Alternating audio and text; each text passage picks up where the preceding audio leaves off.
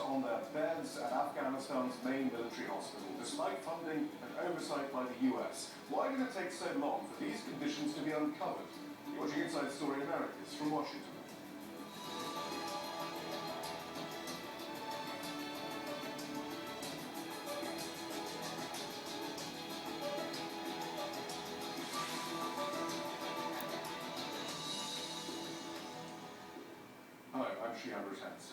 Some of the images are so gruesome we've decided not to broadcast them.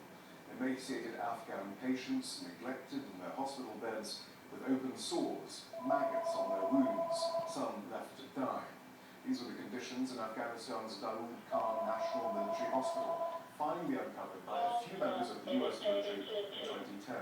The hospital is run by the Afghan government, but it's mainly funded by the United States. Its doctors and nurses are also being trained and overseen by the United States and NATO. One US colonel involved in the investigation described what he saw there as Auschwitz-like. However, several military officers told the congressional hearing last week that attempts to launch an investigation were prevented by General William Caldwell. He was one of the highest-ranking commanders in Afghanistan. They alleged he was concerned about political repercussions ahead of the 2010 congressional elections and the effect on his own career. Here is some of last week's congressional testimony on conditions at Afghanistan's Dawood Military Hospital. The open vats of blood draining out of soldiers' wounds, the feces on the floor. The other thing that caught my attention was there were many family members taking care of their loved ones, not hospital staff, but family members. And this was obviously surprising to me to see a hospital where family members were actually emptying these vats of blood and other receptacles used to help the patients out, because they lack personnel in the hospital to do their jobs. So again, you had a very abusive and corrosive anti-hospital in the Western world situation that was ongoing and getting worse. And that doesn't even go into the images that were previously portrayed on TV of the human suffering. So what went so wrong at the Dawood Military Hospital, and what does the subsequent alleged cover-up tell us about transparency in the US military? To discuss this, we're joined by the former command surgeon of the NATO training mission in Afghanistan, retired Air Force Colonel Skyler Geller. He began the internal investigation into the hospital. From Kabul, we have Wall Street Journal reporter Maria Abi-Habib, who first broke the story about conditions at Dawood leading to the congressional investigation. And we're also joined by Gareth Porter, veteran investigative journalist on national security. And before we start, we just want to warn our viewers that some of the images that we'll be playing throughout this program are pretty disturbing. So there are two parts to this story then, Colonel Geller: the appalling situation at the hospital, and then the subsequent attempts to cover the situation up. So let's begin with the hospital itself. The US gets involved with Dawood in 2005. It's a recipient of millions of dollars. You arrived in 2010. When do you realize all is not well? Shortly after I arrived, I was informed that there was problems with executing the budget, and I was informed by the program's commander at NTMA. I realized that money was questionably being utilized, and so I began reviewing our contracts. As we looked at that, there were continuing requests for supplies, materials, equipment that it appeared had been previously purchased in an adequate amount. So this is the corruption side of the problems of Dawood. And I should have NTMA, NATO training mission in Afghanistan.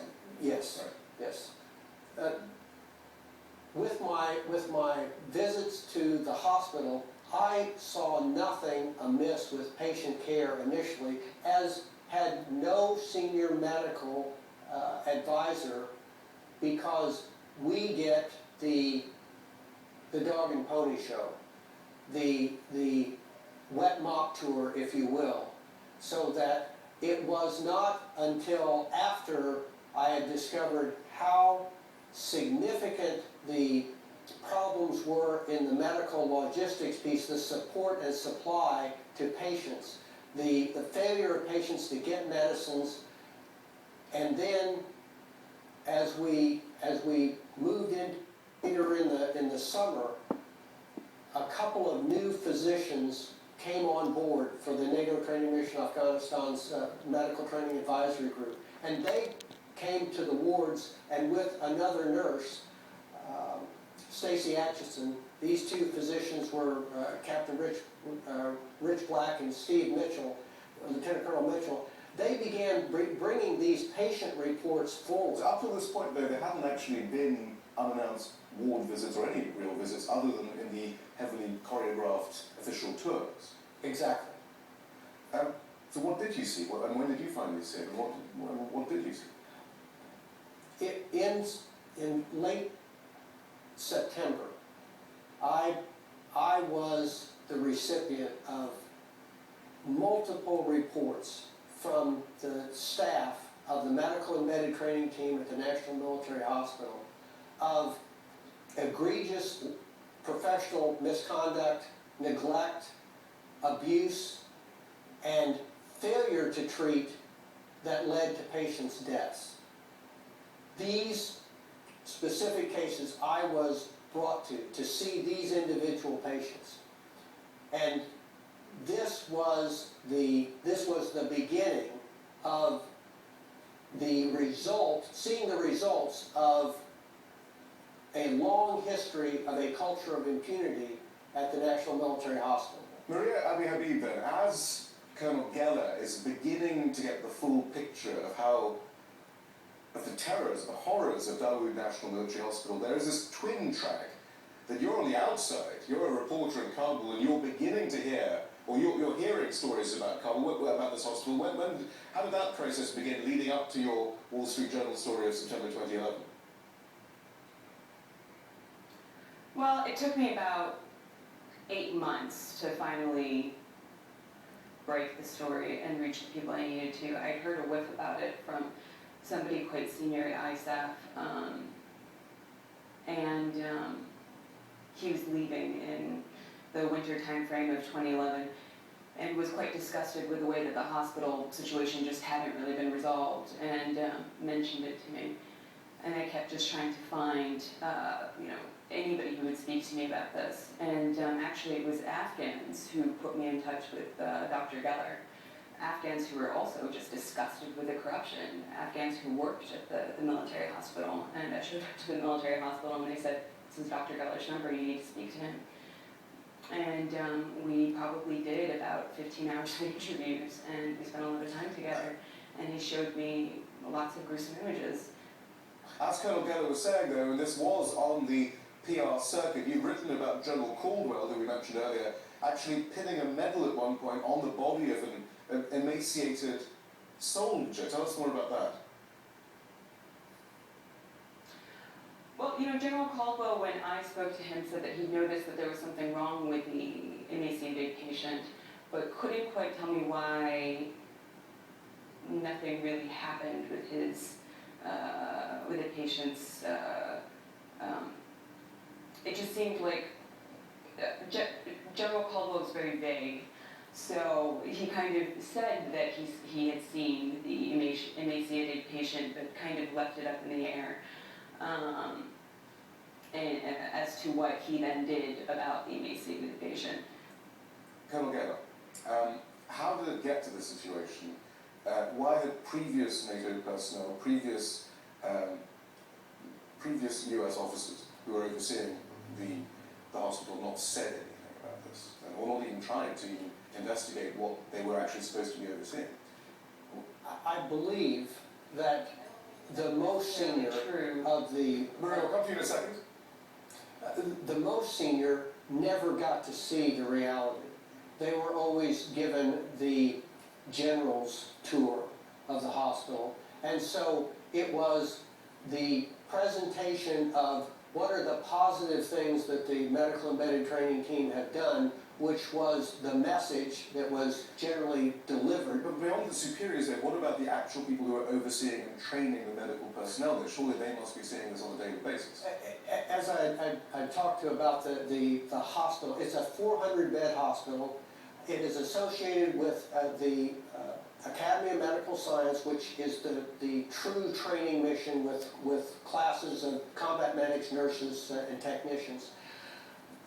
A third of our staff was working in the training mission. About 2/3 of the staff was in the hospital assisting with the medical support mission, training individual administrators, physicians, and nurses. But that number was very small in the 15, 16. I don't think they're able to see how appalling the conditions are there. So what, again, why didn't they raise the alarm sooner? Maria, yes. Let me cut in here for 1 minute, because from the numerous people that I spoke to for this story, there was one mentor who had actually come back last year who I spoke to, and he'd actually been mentoring back in 2006, and he said that the conditions were the exact same in 2006. Patients starving to death, patients dying of very simple wounds. And then remember, a lot of these people are Afghan war heroes who have fought the Taliban on the US dime. And he said that it was the same thing, they just bring it up the chain. Maybe not as forcefully as Dr. Galler, but yeah, they brought it up the chain. But the problem is that this is a fundamental problem we see in the U.S. military in Afghanistan, is that most troops are deployed for 1 year. So by the time that they actually can grasp the fact that there's a problem, it's time to get out and go back home. And then they maybe send that information to their, whoever fills their place. But again, it's just such a complex war that it takes a while to figure out and really get a hold of what's happening. So, and also to figure out, to really take on the hospital, it really takes on the way that the U.S. military strategy is conducted here. I mean, it's a complete overhaul that would need to be done at the hospital, as we're seeing now. And that's not good news for people who are in a position of seniority in the military and want to rise up through the ranks, or have a very precise mission that they need to fulfill, because that just that won't help them get to where they need to be to figure out those targets of success. Colonel Keller, was that the sense that it was just simply a matter of new people coming in every few months or every year, I suppose, and being told, well, look, this is just third world medicine, there's nothing wrong here. There is no measuring rod for them. They come from first world medicine. They've trained in U.S. hospitals. They don't know what third world medicine ought to look like. But maggots, open sores, and starving to death, and even that might not register as it ought to if you were certainly in a first world. This is absolute negligence and or perhaps something to do with the wartime. But it's a combat zone, right. and it's a totally different environment. And they have no preparation. There's no training preparation for them. Gareth, we were told then that there was this new strategy of the counterinsurgency. A great deal of that, according to the handbook then, is about hearts and minds and getting people to believe in what's happening and building institutions, especially institutions when it comes to those that treat the Afghan military, one would think, because you're trying to get people to get involved with the Afghan military. Even if they believe in this coin strategy, this counterinsurgency strategy, why then would generals be so uninterested in the squalid circumstances of Dawood Hospital? Look, I think we're dealing here with both a system of military bureaucracy and carrying out a major counterinsurgency war in a country like Afghanistan, which is extremely poor and into which the United States pours billions of dollars every few months, really. And at the same time, a set of values, a problem of values, essentially. Because on one hand, look, we have the reality that everybody knows that the Afghan army and Ministry of Defense are corrupt and are siphoning off large amounts of money, and of course at the same time, it's turned out that the medicine was being shipped to Pakistan where it fetched a better price to line the pockets of high-level bureaucrats of the Ministry of Defense. At the same time, they could see these patients were malnourished, as was reported by Maria in her story as early as 2006. It doesn't take a genius to put those together. And I think what we're looking at here is the inherent resistance of the system from the top down to telling the truth. And that's why, of course, what Colonel Geller and his colleagues are doing is so unusual. I mean, this is truth-telling in a situation where truth-telling is not rewarded, but punished. Well, we'll get to the cover-up in a moment, or the alleged cover-up, but to tie that into the rest of the US mission in Afghanistan, the Special Inspector General for Afghan Reconstruction did release a report just this Monday, and that report says, quote, a significant portion of the $400 million the US has invested in infrastructure projects has been wasted because of poor planning. One example, inspectors found problems and delays in the construction of 4 bases along the border with Pakistan. The report details poor construction, lack of water, leaking generator fuel lines, improperly installed ventilation systems for bases. The report said the failure by US officials to secure post-US withdrawal funding could jeopardize efforts to stabilize the country. Well, that's another story. But the issue is that the entire mission is run like this. And what's also interesting, Colonel Geller, is when questioned about conditions at Dawood Hospital, the corruption, the neglect, it appears that Caldwell suggested, well, that this is part of the counterinsurgency strategy. It's Afghan self-sufficiency. We don't want to interfere with them as they build their institutions. It might ruin their confidence, I suppose. I mean, what was that argument about? Well, everything that we're doing in Afghanistan is supposed to create a sustainable, transitionable organization. In the case of Dawood Khan Hospital and the Afghan Military Academy of Medical Sciences, that's supposed to create an institution that the Afghans then can run and operate. So you can't tell them that they're in inhumane conditions and they're squandering money and they're utterly corrupt and this won't do and you won't pull their money? The only way to make change is to either pull mentors or pull money. What the problem is that I would take a little bit of exception in saying Ministry of Defense is corrupt and Army is corrupt. There are criminal patronage networks that have captured institutions within Afghanistan, and in my visual, arc, the Dawood Khan Hospital was one of those, and it is the culture of impunity that is the protection of those patronage networks that allows the Afghan doctors and nurses not to do their job. All right, so let's get on to this issue of what was done once this information was brought to the attention of William Caldwell. This is how US Army Colonel Mark Fassel described Caldwell's response. Mark Fassel, this is how he described Caldwell's response. His first response to me was, how could we do this or make this request with elections coming? And then he made the really, again, shocking comment that he calls me Bill. What does that mean? Well, I took it as that he was referring to the President of the United States. So, Colonel Geller, just to clarify what was said there then. So, Caldwell says we can't make a fuss about this because the midterm elections then in 2010 were approaching. And that comment about he calls me Bill appears to be Caldwell suggesting that he's on diminutive first name terms with the President of the United States. General Caldwell told us that he had regular video conferences with the President of the United States related to the NATO training mission in Afghanistan and the funding, Transition Command funding. So I know he had regular conversations, or he reported that he had regular conversations to us, the Colonel Mentor group. I was not part of that conversation that Mark had with Lieutenant General Caldwell, but I was in the meeting with Jerry Perosa and Major General,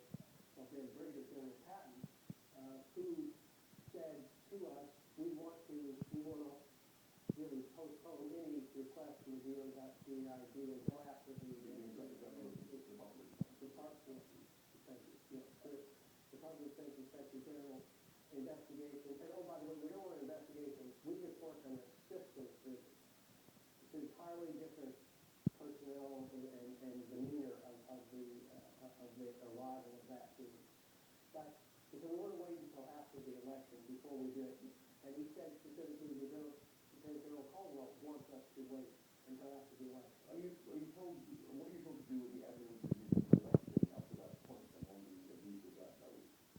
At that point, we have been, my team, the medical training advisory group, has been providing daily reports, pictures, case history, and providing that to the Assistant Commanding General for Army Development, Canadian Brigadier David National, who was the conduit to Deputy Commander Army General Patton and then to Lieutenant General Caldwell. Then you're told to basically deep six them. You know, once this turns into just a mission to help them improve their logistics, right? The data was not destroyed or asked to be destroyed until later. That occurred in 2011. Well, that is interesting, because eventually there is an Inspector General's Yes. investigation. Well, not an investigation, a staff assistance. And yeah, these are very important distinctions. Different term. And so there is finally a central database there of evidence. Yes, we put all of this data, all the pictures, all the emails, all the spreadsheets, all the PowerPoint and the Word documents into a SharePoint website that had both an unclassified and a classified section. And this was available to the Department of Defense Inspector General team on their arrival. What happens to that SharePoint database? It's destroyed. Do we know how it's destroyed? No. It suddenly does not exist. You know, what strikes me is that it may well be. Basically. Maria, yes, do go on. And his drives his hard drives were wiped clean, and that's what happened. Okay. And there's no explanation. It strikes me that it may well be that You have to realize that also that for when you brought up the whole comment about he calls me Bill, you have to realize that when you're at that level in the military, if you're going to get a 4th star, the U.S. president has to approve it. Yeah. Does it look like he's going to get that 4th star now? Which, who knows? probably not, but you know, I think that it may well be that he had reason to believe that the president would have preferred not to have this happen. But how influential is William Caldwell? Is it really about the midterm elections? Is it about it doesn't really matter which political party he's serving, it's simply about not being the bearer of bad news. No, right. I mean, both the White House and General Petraeus and General Caldwell all share an interest in maintaining the good news about success in Afghanistan. They don't want a major story cropping up that disturbs this narrative. And I think that's really the fundamental political problem that Colonel Geller and others who were trying to get the truth out faced.